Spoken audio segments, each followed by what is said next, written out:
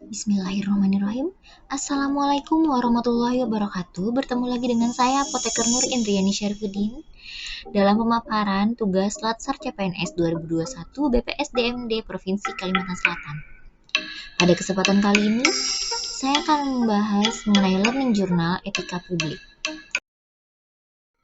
Seperti kita ketahui, nilai-nilai dasar PNS terbagi menjadi 5, yaitu pertama akuntabilitas, nasionalisme, etika publik, komitmen mutu, dan anti korupsi. Pada kesempatan kali ini kita akan bahas nilai-nilai dasar PNS yang bertema etika publik.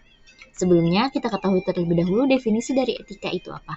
Apakah etika? Etika adalah refleksi atas baik atau buruk, benar atau salah yang harus dilakukan atau bagaimana melakukan yang baik atau benar, sedangkan moral mengacu pada kewajiban untuk melakukan yang baik atau apa yang seharusnya dilakukan. Terkait etika, kerap kita dengar kalimat kode etik. Apa sih kode etik itu? Kode etik adalah aturan-aturan yang mengatur tingkah laku dalam suatu kelompok khusus. Sudut pandangnya hanya ditujukan pada hal-hal prinsip dalam bentuk ketentuan-ketentuan tertulis. Kode etik aparatur sipil negara terbagi menjadi 12. Yang pertama, melaksanakan tugasnya dengan jujur, bertanggung jawab, dan berintegritas tinggi. Yang kedua, melaksanakan tugasnya dengan cermat dan disiplin. Yang ketiga, melayani dengan sikap hormat, sopan, dan tanpa tekanan. Yang keempat, melaksanakan tugasnya sesuai dengan peraturan perundang-undangan yang berlaku. Yang kelima, melaksanakan tugasnya sesuai dengan perintah atasan atau pejabat yang berwenang, sejauh tidak bertentangan dengan ketentuan perundang-undangan dan etika pemerintahan. Yang keenam, menjaga kerahasiaan yang menyangkut kebijakan negara. Kode etik yang ketujuh yaitu menggunakan kekayaan dan barang milik negara secara bertanggung jawab, efektif, dan efisien. Kode etik ASN yang kedelapan, menjaga agar tidak terjadi konflik kepentingan dalam melaksanakan tugasnya. Selanjutnya, memberikan informasi secara benar dan tidak menyesatkan kepada pihak lain yang memerlukan informasi terkait kepentingan kedinasan. Kode etik ASN yang ke-10 yaitu tidak menyalahgunakan informasi internegara, tugas, status, kekuasaan, dan jabatannya untuk mendapat atau mencari keuntungan atau manfaat bagi diri sendiri atau untuk orang lain. Kode etik ASN yang ke-11 yaitu memegang teguh nilai dasar ASN dan selalu menjaga reputasi dan integritas ASN. Dan kode etik ASN yang terakhir yaitu melaksanakan ketentuan peraturan perundang-undangan mengenai disiplin pegawai aparatur sipil negara. Setelah kita mengetahui mengenai kode etik dan definisi apa itu etika, sekarang kita masuki nilai dasar etika publik.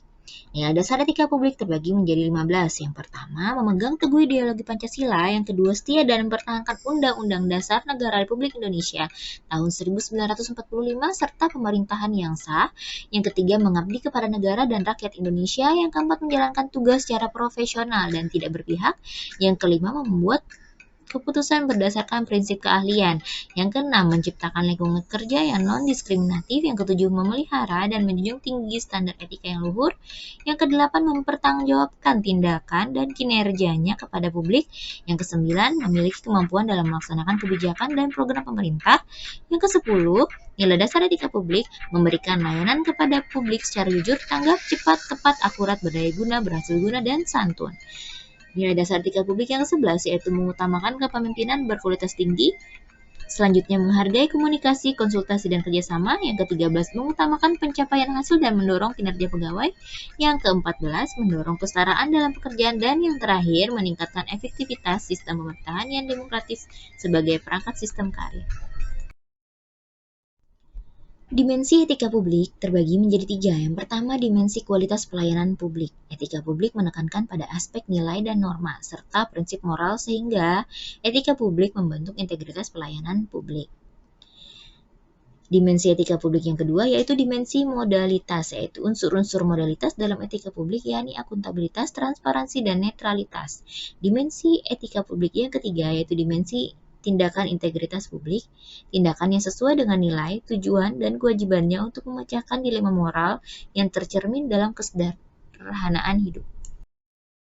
Setelah kita mengetahui definisi apa itu etika, kode etik, dan nilai-nilai dasar ASN serta kode etik ASN, sekarang kita memiliki kewajiban untuk menerapkan etika publik sesuai dengan tupoksi profesi pada unit kerja masing-masing. Nah, etika publik yang akan dilakukan oleh profesi apoteker yang pertama, melakukan pelayanan di puskesmas dengan sungguh-sungguh sesuai keilmuan dan tupoksi. Yang kedua, tidak berlaku diskriminatif dalam melayani setiap pasien. Yang ketiga, saling menghormati terhadap seluruh karyawan tanpa membeda-bedakan jabatan. Selanjutnya, menjaga dan tidak menyalahgunakan informasi medis pasien yang dilayani. Disiplin datang ke tempat kerja sesuai dengan jam kerja yang telah ditentukan. Dan yang terakhir, rajin mengikuti kegiatan seminar atau workshop. Baik, demikian pemaparan saya mengenai Learning Journal Etika Publik. Terima kasih. Assalamualaikum warahmatullahi wabarakatuh.